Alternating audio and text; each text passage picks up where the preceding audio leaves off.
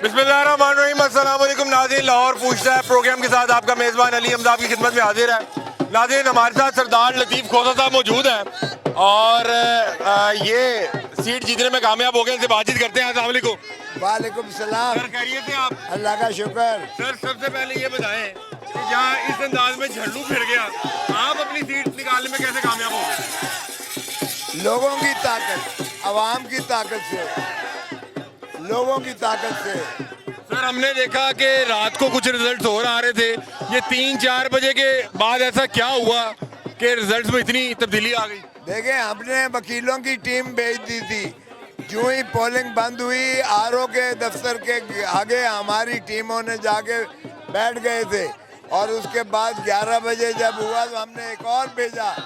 मेरे 2 बेटे supreme court के हैं, सारा रात वहाँ पहरा देते रहे और हमने रिटर्निंग ऑफिसर से जब तक फॉर्म 47 नहीं लिया, सुबह नाश्ते के वक्त जाके उसने दिया और वो भी मजबूर करके। मैंने बहुत सारी कहा कि मैंने कहा वरना सारे चलो हल्के वालों, लाखों की तादाद में हमने कहा वरना उसका घेराव करेंगे और मजबूर होकर उसने 47 का फॉर्म दिया।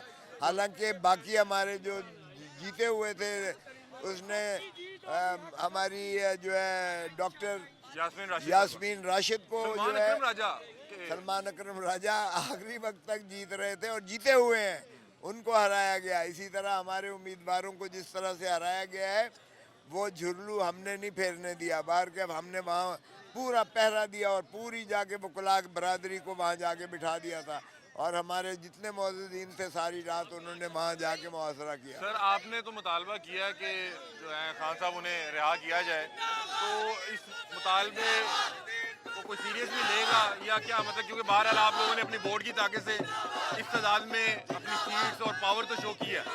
नहीं, ये लोगों ने ये फैसला दिया है कि इमरान खान ना बागी है और ना ही मुजरिम है। तो इमरान खान के हक में अवाम की, पाकिस्तान की अवाम ने बड़ा दो टोक फैसला दिया है कि हमें उसको पाबा सलासल नामंजूर, आपके फैसले सजाएं नामंजूर हैं।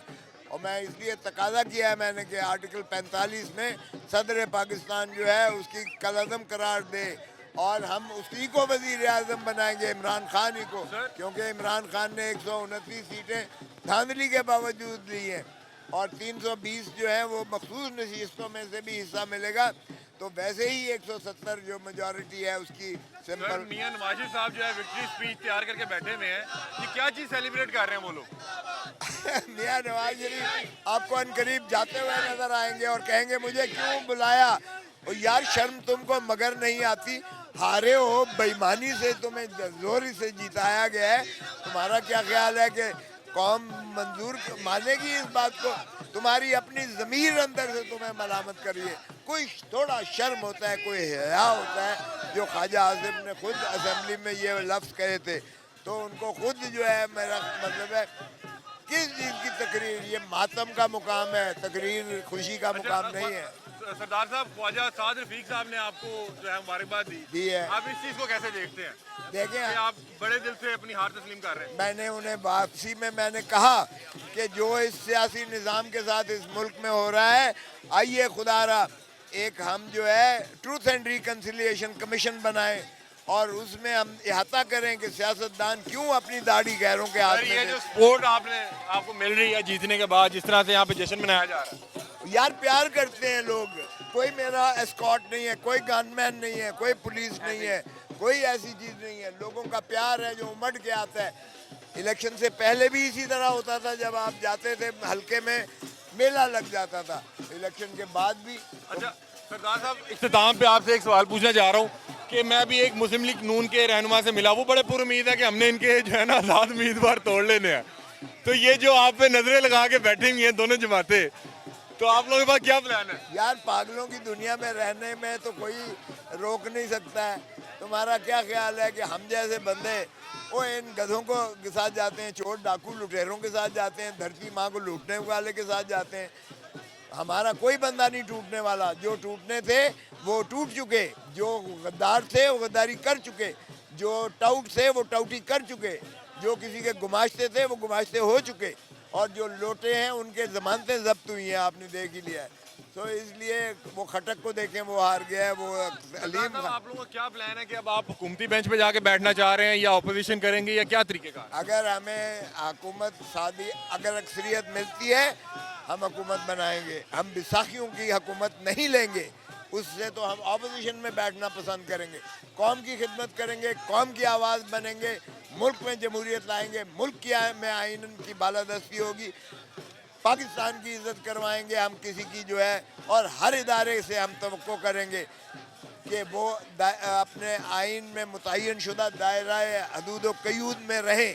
फ़ौज हमारी है, लेकिन फ़ौज का काम हिफाजत करना है बॉर्डर्स की, और लोगों की जो है जान और माल की जो है वो हिफाजत जब सिविलियन के ताबे जो बुलाया जाए, तो सिविलियन सुपरमेसी को तस्लीम करना पड़ेगा, अवाम के हक़ हुक्मरानी को तस्लीम करना पड़ेगा, और यही जमहूरियत की रूह है, यही आइन में इमरानी मुआहदा है। सरदार साहब, बतौर एक सीनियर वकील आपके इल्म से फ़ायदा उठाते हुए जिन सीटों पे ये झल्लू फेरा गया, और जाहिर बात है कि लोगों के पास जो है फॉर्म 45 मौजूद है, आज जब ये दरख्वास्त जो है इलेक्शन ट्रिब्यूनल में जाएंगी या सुप्रीम कोर्ट में जाएंगी, तो आपको लगता है कि कोई रिलीफ मिलेगा? क्योंकि साबिक जितने भी इलेक्शन हुए हैं उनमें एक भी सीट पे रिकाउंट भी नहीं हुआ। तो मैं ये पूछ रहा हूँ कि आपका ये असेसमेंट क्या कहती है आपके इल्म से फ़ायदा उठाते हुए? 100% ही मिलेगा। देखें, फॉर्म 45 ये जो है काउंट के बाद वो उसी वक्त जो है तस्दीक शुदा मिलता है, और उस काउंट के मुताबिक हमारे ये जीत चुके हैं। जीते हुए को हराना ये गैर आइनी है, गैर कानूनी है, और ये इंशाल्लाह रिवर्स हो जाएगा ये सीटों का जो है। और आप देखेंगे तनासब में भी कि पाकिस्तान तहरीक इंसाफ के 170 के करीब जो है वो आ जाएंगे, जब वो 60 सीटें इन्होंने हमारी जो है वो उन पे जुडलू फेरा है। सर, जो एहतजाज की कॉल दी गई और कुछ बड़े अफसोसनाक मनाजिर आ रहे हैं, शायद कोई झड़प हुई, उसमें 4 से 5 जो हैं आम अफराद जो हैं वो ज़िंदगी की बाजी हार गए, तो इस चीज़ को किस तरह? देखिए, ये शर्मनाक है। रियासत के मुहाफ़िज़ ही अगर रियासत के जो है अवाम पर तशद्दुद होगा, अवाम की जान और माल की हिफाजत करने वाले अगर अवाम की जान और माल लेंगे, तो वो भी उसी तरह आइन और कानून के ताबे जो है सज़ा याबी के मुस्तहिक हैं। तो इस पर कोई रियायत नहीं होनी चाहिए। नवाज शरीफ साहब के लिए आखिरी कोई पैगाम दे दें। नवाज शरीफ को मैं कहूँगा कि जहाँ से आए थे वहाँ चले जाओ, और फिर उन लोगों को पुकारो, मुझे क्यों बुलाया, मुझे क्यों बुलाया। बहुत शुक्रिया जी। तो नाज़रीन, सरदार लतीफ़ खोसा साहब हमारे साथ मौजूद हैं, और आप मेरे पीछे देख सकते हैं कि इस वक्त डिफेंस के इलाके में मौजूद हैं, और जो इनके हल्के की आवाम है वो सेलिब्रेट कर रही है। और आप ये देख सकते हैं कि सरदार साहब का, ये देखें नाज़रीन, जो इनके हल्के की आवाम है। लतीफ खोसा जिंदाबाद, लतीफ़ खोसा जिंदाबाद, बाकायदा तौर पे सेलिब्रेट किया जा रहा है। और सलमान रजा बाड़ा साहब हमारे साथ मौजूद हैं, इनसे बातचीत करते हैं। अस्सलाम वालेकुम, खैरियत से हैं? पहले तो क्या कहेंगे जो कल इलेक्शन हुए हैं? सर, मैं सबसे पहले ये कहूँगा कि खान साहब ना हमेशा अपने जलसों में कहते थे कि खुदा के अलावा मैं कभी किसी के सामने नहीं झुकूंगा, और ना ही कभी अपनी कौम को किसी के सामने झुकने दूंगा। ना खान साहब झुके, और कौम ने भी बता दिया कि हम खान साहब आपके साथ, और कभी आपको तो झुकने नहीं मियां देंगे। साहब तकरीर तैयार करके बैठे हुए हैं, वो देने लगे हैं उधर विक्ट्री स्पीच। देखें, एक निज़ाम है जो अल्लाह ताला चला रहा है, दूसरा ये है एक अदालत लगेगी आखिरत में, उस वक्त इनके पास ना पैसा होगा ना ताकत होगी, उधर भी तो जवाब देना इन्होंने। ये कुछ भी कर लें, अवाम इस टाइम ये सारा जो मजमा है अवाम का, अवाम सबके सामने है, और इनके रिजल्ट ये सबके बताएं सामने कि हैं। सरदार लतीफ़ खोसा साहब ने ऐसा क्या किया कि इनकी सीट पे जो है कोई खास फर्क नहीं पड़ सका? सरदार लतीफ़ खोसा साहब जब एक देखे कि कुछ लोग ऐसे थे जो ऑलरेडी पीटीए में थे, ये एक जो इनके पास एक ताकत है जो मुखालफिन के पास, उन सब को ठकरा कर जब ये इधर आए अवाम के अंदर और कहा कि मैं अवाम का मुकदमा लड़ूंगा, तो इनको अल्लाह ताला की तरफ से इज़्ज़त मिली। बहुत से दीगर सीट्स पे पीटीआई जो है लीड कर रही थी, लेकिन वहाँ पे सुबह रिजल्ट चेंज हो गए। मैं पूछ रहा हूँ कि लतीफ़ खोसा साहब ने ऐसा क्या किया कि इनकी सीट पे इतनी चेंजिंग नहीं हो सकी? सर पहली बात तो ये है कि एक इनकी मेहनत, सीटों पे चेंजिंग हो सकती है, थोड़े से अगर मार्जिन हो। मैं खोसा साहब के साथ कंपेन करता रहा हूँ और मैंने देखा अगर रात के 11 बजे तक अगर मैं थक गया हूँ तो खोसा साहब की उम्र चेक करें। और उन्होंने इतनी मेहनत की कि अगर थोड़ी बहुत कोई लीड होती तो ये चेंज कर सकते। इतनी बड़ी लीड को ये कैसे चेंज करेंगे? नाज़रीन, यहाँ पे जो उनके हल्के की आवाम है वो यहाँ पे बाकायदा तौर पे भंगड़ा कर रही है। तो यहाँ पे बाकायदा तौर पे सरदार लतीफ़ खोसा साहब के बेटे भी मौजूद हैं और यहाँ पे हल्के में खुशी का समा है और लोग बाकायदा तौर पे सेलिब्रेट कर रहे हैं। लतीफ़ खोसा साहब को भी लोग मिल मिल के मुबारकबादें दे रहे हैं और जो उनके हल्के की आवाम है वो भंगड़े डाल रही है और बाकायदा तौर पे खोसा साहब को वेलकम कर रहे हैं।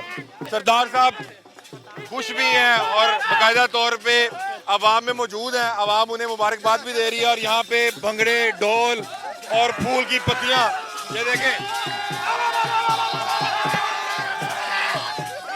ये सरदार लतीफ़ खोसा साहब के हल्के में उनकी जीत की खुशी में भंगड़े डाले जा रहे हैं। लतीफ खोसा साहब जिंदाबाद। बहुत शुक्रिया, बहुत शुक्रिया।